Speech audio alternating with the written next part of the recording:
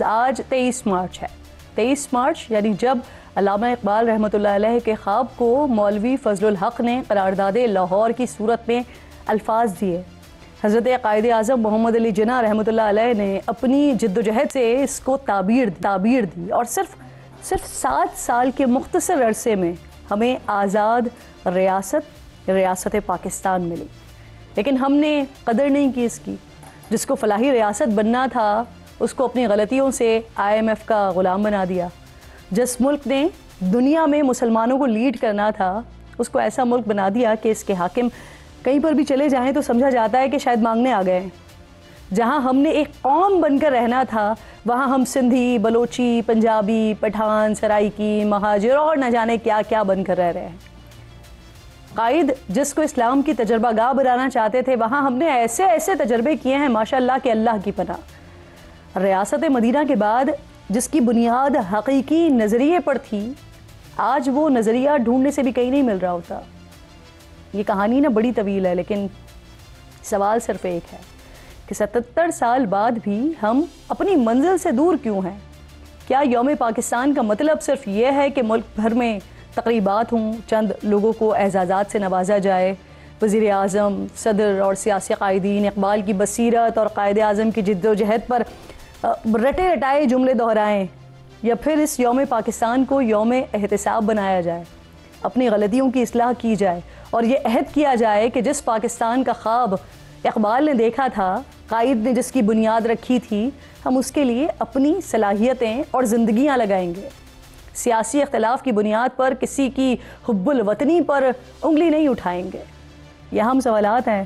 کوشش کرتے ہیں کہ آج جو ہمارے پینلسٹ ہیں، جو ہمارے مہمان ہیں معزز، ان سے سیاسی معاملات ذرا اس اہم معاملے پر بھی جواب لے لیں. مجھے پروگرام میں میرے انتہائی معزز مہمانوں میں رانا احسان افضل صاحب جوائن کر رہے ہیں جو کہ کوارڈینیٹر ہیں پرائم منسٹر کے. اس کے ساتھ ساتھ شہلا رضا صاحبہ پاکستان پیپلز پارٹی کی اہم رہنما ہیں، اہم چہرہ ہیں، مجھے جوائن کر رہی ہیں.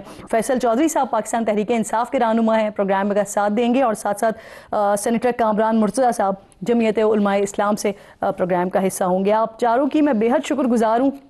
رانا صاحب کیونکہ اس وقت حکومت میں آپ ہیں سر، تو آپ سے ذرا اس بات کا آغاز بھی کرتے ہیں اور اس سوال کا جواب لیتے ہیں نا سر کہ 23 مارچ یوم پاکستان ہے، تجدید عہد وفا کا دن ہے، لیکن 77 سال ہو گئے ہیں. اس کے بعد بھی علامہ اقبال کا خواب، قائد اعظم محمد علی جناح رحمۃ اللہ علیہ کا خواب، اسے پورا کرنے میں کامیاب تو نہیں کہیں گے آپ ہمیں؟ بسم اللہ الرحمن الرحیم.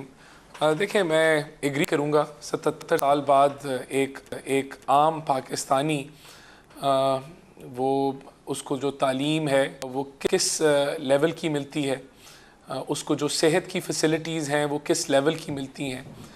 پھر جب وہ اول تو اگر وہ تعلیم حاصل کر رہا ہے تو یہ بھی ایک بڑی نعمت ہے کیونکہ 2-2.5 کروڑ بچہ جو ہے وہ آؤٹ آف سکول ہے پاکستان کا.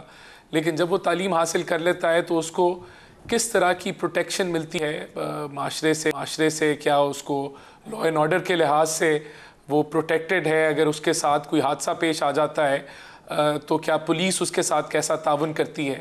اگر کوئی لیگل میٹر بن جاتا ہے تو کیا عدلیہ اس کو جو ہے وہ بر وقت جو ہے وہ کیا وہ اس کے معاملات کو حل کر پاتی ہے یا کوئی جوڈیشل اس کا حق مل پاتا ہے؟ اور پھر وہ جو بچہ ہے جب وہ بڑا ہو جاتا ہے تو اس کو جاب اپرچونٹیز کیسے ملتی ہیں؟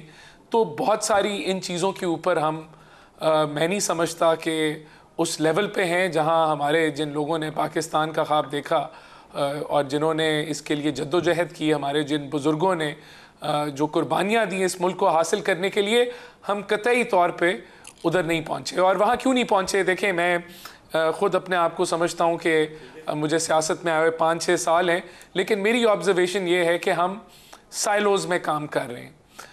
اگر جوڈیشری ہے تو وہ سائلوز میں کام کر رہی ہے. ہم اپنی ذاتیات سے بڑھ کے آگے بڑھ نہیں رہے. اگر ملکی مفاد ہے تو آج یہ حالت ہے کہ حکومت، جو ٹریجری بینچز ہیں اور جو اپوزیشن ہے، وہ ایک ٹیبل پہ بیٹھ کے ملکی معاملات کے اوپر ڈیبیٹ نہیں کر پاتے.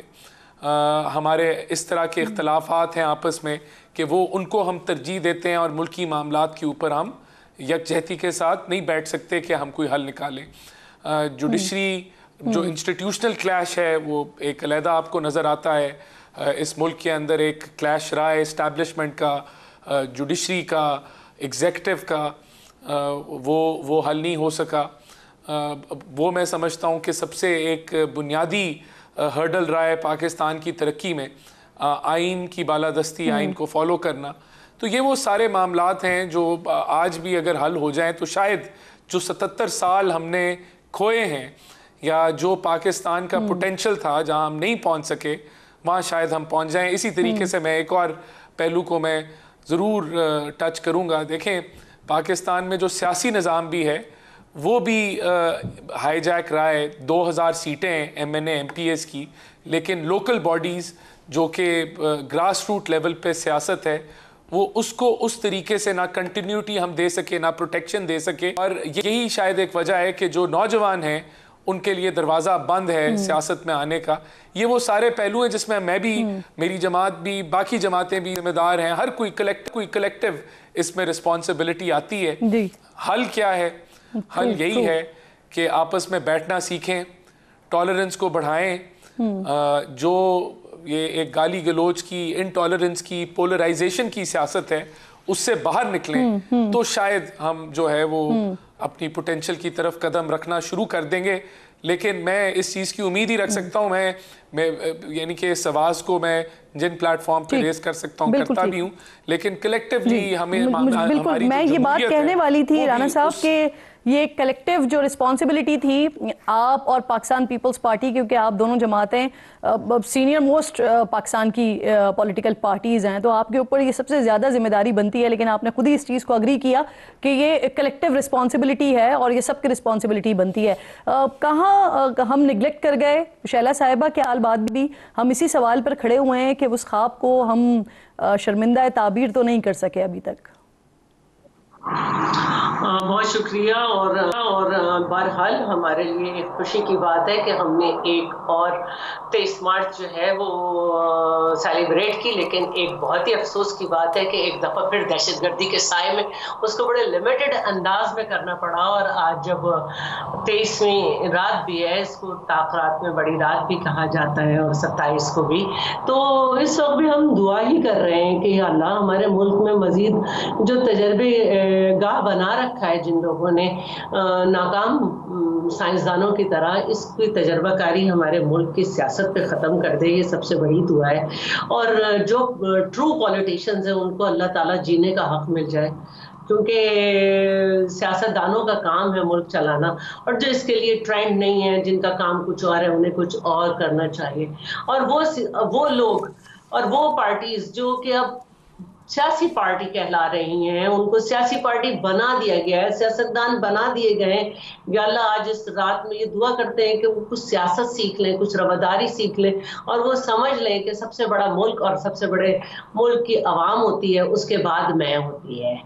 تو یہ ایک وجہ ہے جس کو میں کہوں گی کہ اس ملک کو جو ہے تجربہ گاہ بنایا گیا, سیاستدانوں کو جو ہے نشانہ بنایا گیا, اپنی مرضی کے سیاستدان بنائے گئے, اور پھر جب ان سے بھی کام نہیں چلا تو کبھی خود آ گئے, پھر کبھی کچھ ہو گیا.